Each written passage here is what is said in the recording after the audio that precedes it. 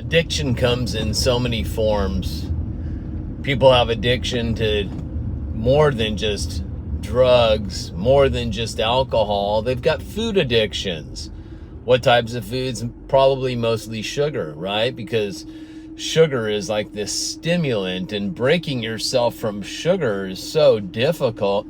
A lot of people struggle with that. I have a friend that his daughter was getting married, and he wanted to look good for his daughter's wedding. And he's about around 5'9", and he was around 260 something, almost 270, and he wanted to lose weight. Now I haven't been eating sugar or any carbohydrates, because carbohydrates convert into sugar, and I haven't been eating that for over 4 years now. And I follow a certain way of eating that I discovered over 4 years ago, and I've never felt better in my life.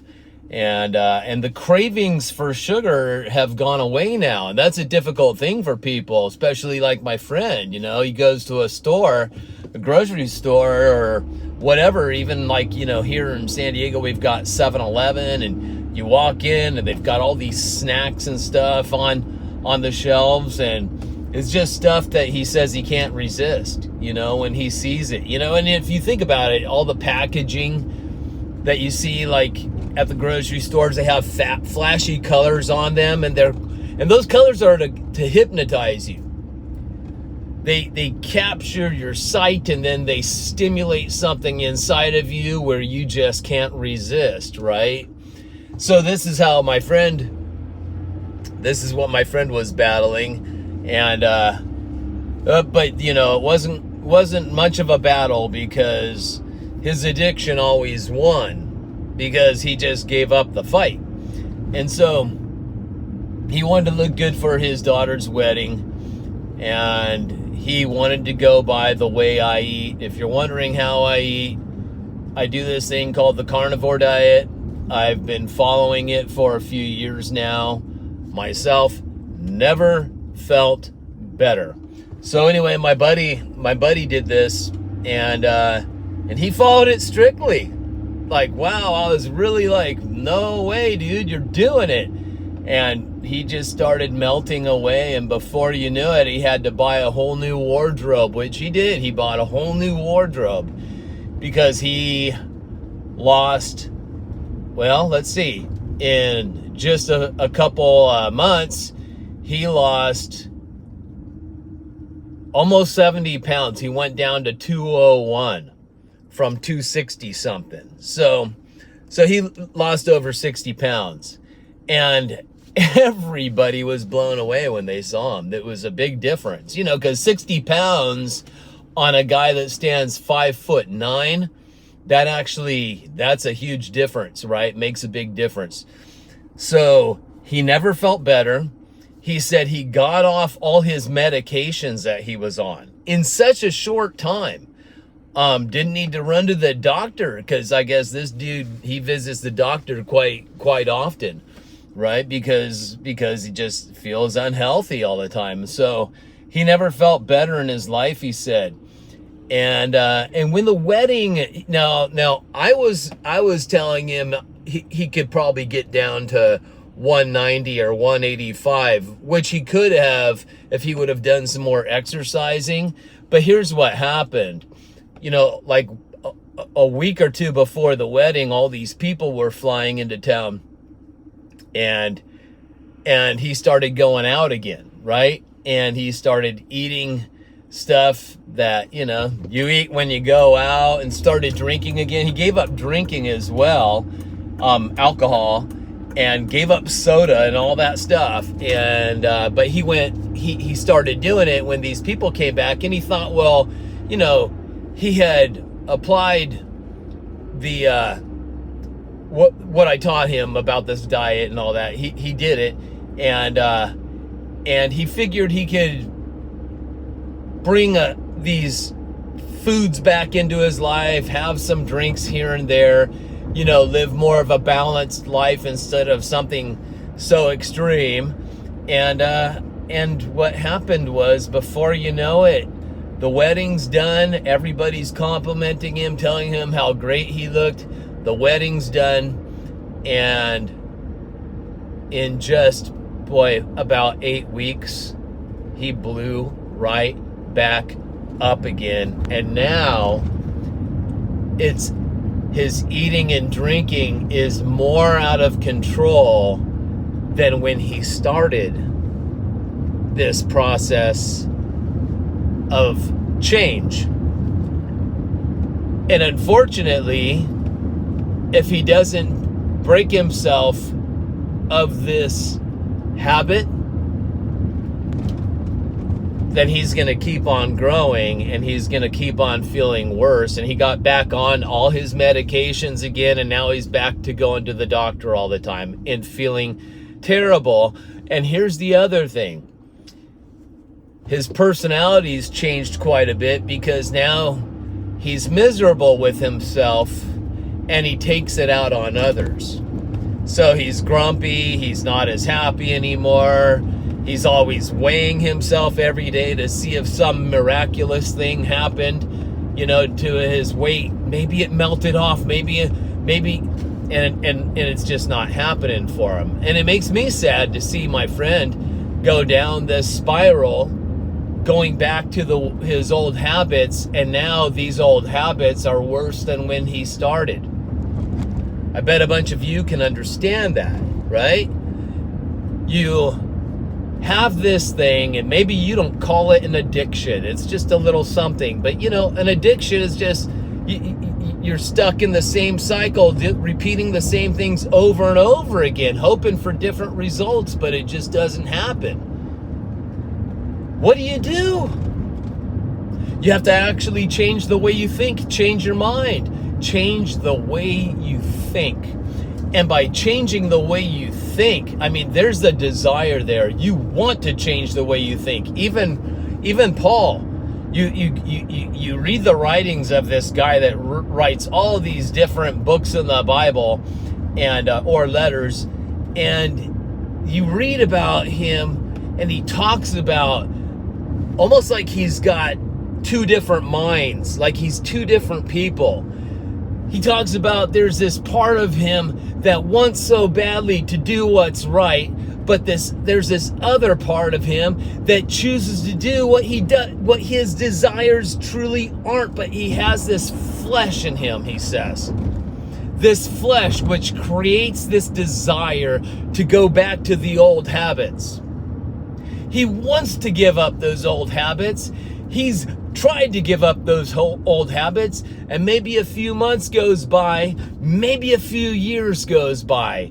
He hasn't returned to those old habits, but then those old habits come knocking on the door of his heart one day, and this desire to return to these old habits starts to haunt him. And he's trying to resist it, but some part of him caves in and returns to the old ways. And Paul says, "Oh, miserable man that I am." And that's what you do sometimes. You look in the mirror and you're just like, "Oh, miserable man that I am. Oh, miserable woman that I am." And you get down on yourself. And you get so down on yourself that you throw your hands in the air and you say, "Why even try?"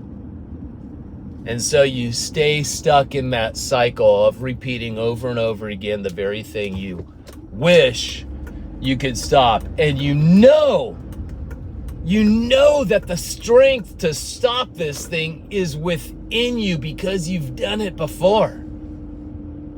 You've done it before. And you know what it felt like when you conquered that thing. It's best not to even start with that thing in the first place, right? But hey, sometimes there's some of us, like myself, that says, "You know what? I think I got to experience it first." And you put yourself to a test that you wish you never put yourself to that test in the first place, but now it has begun, and now where do you go? What do you do? You have this desire in you to do the thing that your flesh says, don't do that. We're happy where we're at, but you want to conquer that thing. But like Paul, you say, oh, miserable man that I am, miserable woman that I am, because I keep on returning to the very habit that I wish I could break, and you've broken it before. Whether it was 4 years, 5 years, whether it was 4 or 5 months, or maybe it was 4 or 5 days, or maybe even less than that, but that power is within you. And you've seen that power actually works. But you don't think it works because it wasn't lasting. So what do you got to do? Well, it's like they say, you've got to break yourself of that habit. Yes, you can seek help. There are outsiders that can help you. It's good to get support. That's what a body's for, right? Your one arm supports the other. One leg supports the other for balance and all that. Your fingers, they support each other. They work in harmony together. Your eyes, everything, right? They support each other. They work in harmony. Well, support is great, but that just like people, when you have, when you're missing a limb or something like that, you know, do you replace your limb? Well, you learn how to work with that, you know, maybe one arm or whatever. You learn how to work with it. Sure, maybe you don't have another limb, and sure, maybe you can get something else to help support, but you learn to work with it. But the thing is, you live in your body. You reside in your body, and nobody else does. So if there aren't other people around, and at times there aren't other people around, plenty of you are surrounded by people, but you feel alone, right? Because it's just hard to connect with somebody else. Maybe you're embarrassed about this thing you're fighting with and you feel all alone or ashamed.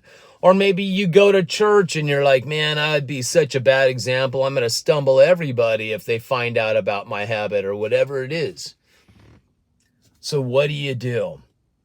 Listen, you can tap into that strength within. We all have that strength within, and we just got to work it out, right? And then the mind starts to change when you dissolve this false identity. What's the false identity?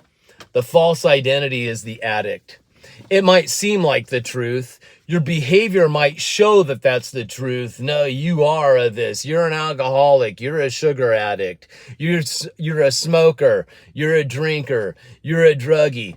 Whatever it is, you're a porn addict. You're a TV addict.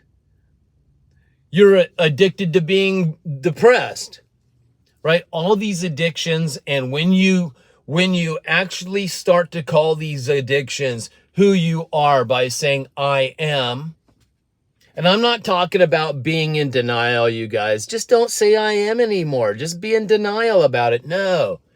But what happens is when you start attaching I am to these habits, you start to tell yourself these habits are who you truly are, right? And the truth is that's not who you truly are. You're much more powerful than that. You are stronger than that. You have all the strength in you to overcome this weakness and dissolve it into nothing until it stops knocking on the door of your desires. Let me in, until you just, that knocking becomes faint. I'll just tell you, you know, I don't drink alcohol. It's been a few years since I've had any, but I want to talk about my diet. You know, this diet that I've been following, you know, it takes time to break yourself of addictions. You know, carbohydrates, they stimulate you because when you digest, it becomes sugar, and that's a stimulant, right? And sugar, whether you believe it or not, it's a form of a drug, right? So the longer I went through this process of sticking to this diet that I was trying, this thing that's called carnivore, the longer that I stuck to this process and didn't give up on it. And the reason I didn't give up on it is not because I wanted to change my appearance. I wanted to see how much weight I could lose. I wanted to see how my body would feel, how my mind would work. And let me tell you, maybe after a month, I didn't crave those old ways of eating. Maybe after a month, I started feeling so much different. My body started tuning into it because, when you change the way you eat, you're because you've been eating a certain way. And I'm not saying I was eating junk food all my life or all that. In fact, I was eating what I thought was a healthy bodybuilder's diet for a long time. Lean sources of protein, low fats, lots of seed oils, and lots of vegetables and fruits.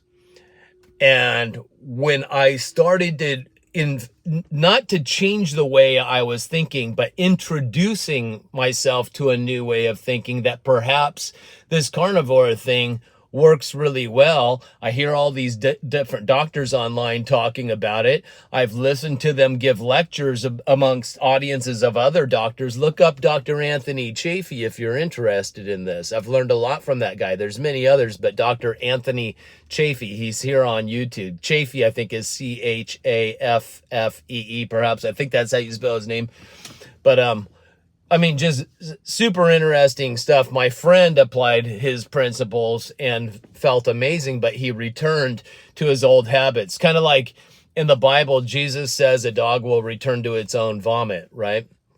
You return to this thing that you were purged of, but there it is sitting over there, and you go back to it and you put it back into yourself again. So anyway, I introduced myself to the idea of okay, well, perhaps I'll try something new.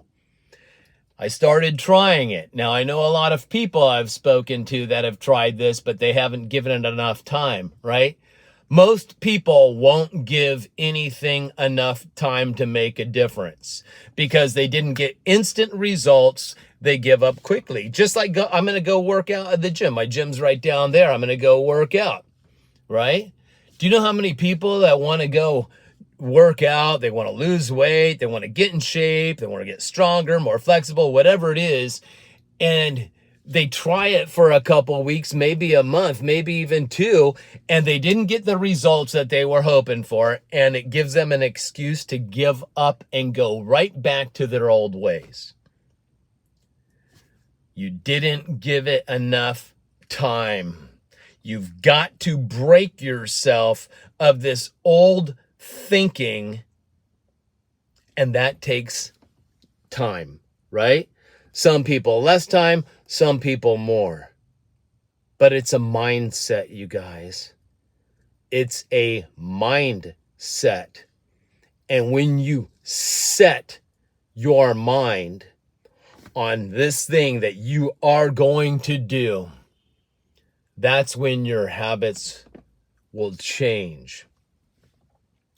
So what I did is I thought about the possibilities of this thing actually working, because it was so opposite of what I was taught by all the experts that I read about in fitness magazines and such, all these different diet and nutrition experts and all these bodybuilders. They did this diet. Look at them. They look in great shape. But what I did is I messed up my hormones, my natural hormones, by eating that particular type of diet, a bodybuilder diet, eating lean sources of protein, drinking lots of protein shakes, eating low carbohydrates, and having seed oils. Make sure you eat your seed oils because seeds are good, nuts and all that type of stuff. Now my belief is don't eat seed oils. They are toxic. Plants have toxins. Certain things have toxins. I'm not here to teach diet stuff for you. Find your own. But this worked so well for me, and I've never felt better in my life, right? Because I applied it. I decided to change the way I think. Okay, I'm going to introduce this thing to myself. And the reason I got this introduction was through a friend of mine who looked amazing. I hadn't seen him for a year. The guy was over 400 pounds, about 6'2", over 400 pounds. He was a doctor, what they call a naturopath. I see him a year later, and this dude was down to I think he said 220, and he looked amazing, like a whole different person. And I'm like, bro, what happened to you? And he says, I started this thing called the carnivore diet, and he says, it's amazing. And he says, I lost so much weight. I felt so much better. I got off every medication. I'm writing articles about this. I'm putting them online, and it's catching on. And I'm like, what's the carnivore diet? So he's like, explained it a little bit to me, and then when I first started doing it, I was still drinking diet sodas and stuff like that. Not alcohol or anything, but I was drinking diet sodas and all this that I thought, well, that has no sugar in it. And then I started realizing, through watching these different videos of these other doctors that were promoting this way of eating, I started realizing, wow, over time, I really started tuning this diet in, finding out that I was not doing it 100%. Right? I still had some things in my life that I didn't realize that I needed to get rid of. So I gave myself time, and I still do. I have time and patience. It's been over 4 years, and I still learn new things all of the time. And you know what? Sometimes those desires come knocking on my door again, saying, let me in. But I've learned to ignore it. And I don't open that door and say, come on in, get back in my life again. And if that were to happen, it has a couple times. I remember going to some friends' houses and they made some food for me. And I thought, okay, I'll eat what they make. That's nice of them. So I ate this food and I had some dessert afterward. And you know what happened? That one meal caused me to fall back into eating the stuff I didn't want to eat for about a whole week. And I thought, oh, here we go again. I'm back to my old ways. But I changed my mind. I changed my mind and said, I'm going to say no. Like they say, just say no. I had to say no. And before you know it, it took maybe just a day or two of skipping, not eating sugar again, and the desire went away. And now when I go into a grocery store and I see all those hypnotic, colorful packages that just seem so fun and seem so stimulating, you know what I've changed my mind to see that as now? I look at that stuff and I see nothing but poison. And because my mind says that is poison, and if you look up all those ingredients in those things that you love so much that you call food, junk food, health food, whatever it is, you look up those ingredients, you find out they've been trying to feed you poison. Why? Because it makes them money, right? It makes everybody money. Makes the food industry money, what they call food. Makes the medical industry money because now you got to run to them to seek help. So it's a mind change, you guys. It is a mind change. And when you really stick to this and you really, you say to yourself, I am not going to give up. I am going to continue. And you give yourself whatever time it takes. Don't give up so quickly. Otherwise, you'll just get back into that cycle of repeating the same things over and over again, hoping for miraculous different results. But let me tell you, it just gets worse. Just like I told you about my friend. Now he's stuck in a cycle that he's not going to get out of unless he starts changing the way he thinks again and makes that a desire that doesn't go away. And when that powerful desire takes over in you to do the very thing that you know is right for you, that's when the change begins. And that's what Paul was actually trying to tell you, you guys. You have these two different personalities in you. One wants to do this, one wants to do that. It's like those cartoons. You got an angel on your shoulder and you got the devil on the other one. The devil's trying to pull you in this way. The angel's trying to pull you in that way. Which way do you go? Which way do you go? Well, which one are you more in tune with? You got to get yourself in tune to the voice that you truly want to follow. And that voice is within you guys.